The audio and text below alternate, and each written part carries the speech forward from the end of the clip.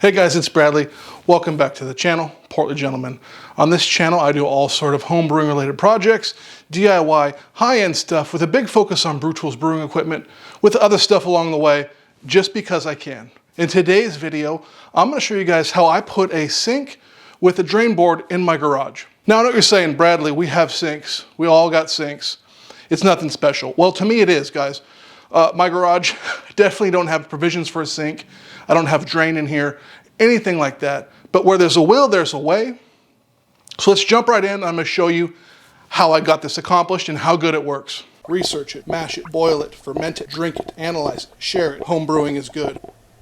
I was watching a friend of mine's channel, Short Circuited Brewers, and he had said how much better, a sink makes home brewing. It makes your life so much easier. And honestly, I really cannot stress enough just how right Brian is about that. Once you get a sink in your brewery, it just makes everything so much easier. This sink fits my the mash tun, the malt pipe for my Brewtools EZ-Pro perfectly. It's a little tight, but it works. For me, that was a must, that it would fit in there. If you guys got a 150, I don't know what you do. Maybe you get a kiddie pool. A kiddie pool would work for the 150's mash tun. B40, that's gonna fit pretty much everywhere. I got one with a drain board because, well, I want to be able to put stuff on there if I'm cleaning a unit tank or just cleaning up in general. I can set stuff there so it can dry or just be out of the way, have a little more workspace basically than I do that I can get wet and nasty and not freak out about because it's going to get ants. I hate ants. Ants really, really suck. So I picked up this sink off of Amazon. It showed up in pretty good shape. It had a couple of bends in it. The seller was okay with me. I'll drop a link below. It was about 300 bucks. It wasn't really cheap. It wasn't quite expensive. For a stainless steel sink with a sideboard, it's kind of the going price, especially when you consider that it's shipped for that price. Other places you can get restaurant equipment, shipping was just horrendously expensive. So originally I was using a Lowe's bucket for my drain and I put my sump pump in there. Well, that just wasn't enough. So I upgraded to this sweet ass Rubbermaid trash can. They're 10-gallon cans. I love these things, guys. I use one to crush grain into. Obviously, there's one on the sink now, and I have another one that I use for temperature control projects and my heated keg washer now. I've moved on from the Mark II. So, I highly recommend that as well. They're about 20 bucks. They're pretty durable in my experience. I'm not kind to them, that's for sure. And they do the job. So, to drain my sink, I'm using a sump pump.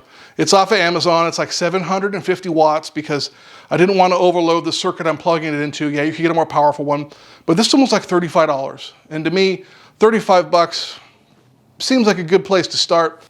When I saw that, I used a 1-inch hose I got at Lowe's. And that just kind of, guys, I put that wherever I want. If I want to put it in my yard, it goes in my yard. If I want to put it somewhere else, it goes somewhere else. The only thing I don't dump down there is heavy solids, hot material, stuff like that. I really try and avoid getting that in the bucket or the trash can because that means you'd have to eventually clean it and it'll just get stinky. I use a little drain strainer to stop any grain bits from going out as best I can. The few brew days I've had the sink, it's worked a treat. In my testing here, we're gonna watch right now, I actually filled it up all the way full and it holds more than 10 gallons. So we're filling it up and just, filling. And then real quick, we'll pull the plug here. All right, so now that the plug's out, it's filling up this trash can pretty quickly. I have a little drain piece on there as well, so you need that part as well. That'll be linked below to extend the drain down. So this sink will still overwhelm the can. The sink obviously holds more than 10 gallons. The pump can't quite keep up, but just being mindful of that. I don't think you can get a bigger can under there or receptacle. Maybe you can. So the big benefits of having a sink is cleaning. You can do everything in one space. It's gonna save time. You won't lose stuff. I scatter shit all over the house, guys. I'll have 34mm tri-clamps here. I'll have 1.5 inch tri-clamps in the kitchen. You name it, it's everywhere. Then I gotta find it. And it's just, for me, it makes the whole process so much easier and so much more streamlined. The only thing I don't have yet is hot water. My hot water heater's right here next to me in the garage. So I could plumb in a hot water line, but I'm not quite there yet. The other thing I got was this sweet hot water rinser. This will be linked below, guys. These are expensive. They're hot water. This one is stainless steel, of course. That's how I do it. I use some Bandit clampies to clamp it on a piece of hose. And I just want it because It's what the big boys use, and quite honestly, literally, I'm a big boy, so I might as well have one. You can use any sort of garden hose. I opted for this because I'm already plumbed for it, and putting a sink in, the sink faucet would actually have taken up room into the sink. And that's something I didn't want. Or a sink with a rinse down thing was like 180 bucks. Truthfully, this piece of hose was 20 bucks. I've cut up a long time ago. This guy retails for 80 bucks. Still way cheaper than a faucet with a rinse nozzle. Does the same exact thing. I actually got mine on Amazon, used like new. I think I got it for 40 bucks, guys. So it pays to watch. Nothing wrong with it. Works good. I had to get a little half-inch MPT adapter to the 5/8 barb to fit the hose, but I'll link all this stuff below for the project. It's a really awesome way to do it, and plus you just feel cool. You feel like you're, you know, a pro when you're just fucking around your garage making YouTube videos. So that's it, guys. It's quite simply, remember, I don't put heavy solids through there. I just run the hose wherever I want. If it's got heavy cleaners, maybe I put them in a different spot. I would never run anything like that into the storm drain. That's wrong. You shouldn't do it either. But everything else, guys, just move the hose around my yard. It's a long hose. It reaches my front and backyard, so I'm doing my part at least to save some water and not just running it down the drain. At least it's easily moved somewhere. And with this larger can, the pump doesn't cycle off and on as much. When I was running my counterflow chiller, I noticed that the pump was continually off and on, off and on. I feel like filling up about 8 gallons and then pumping it out and filling back up is a lot easier duty kind of cycle on the pump. That's just me thinking kind of crazy. What else, guys?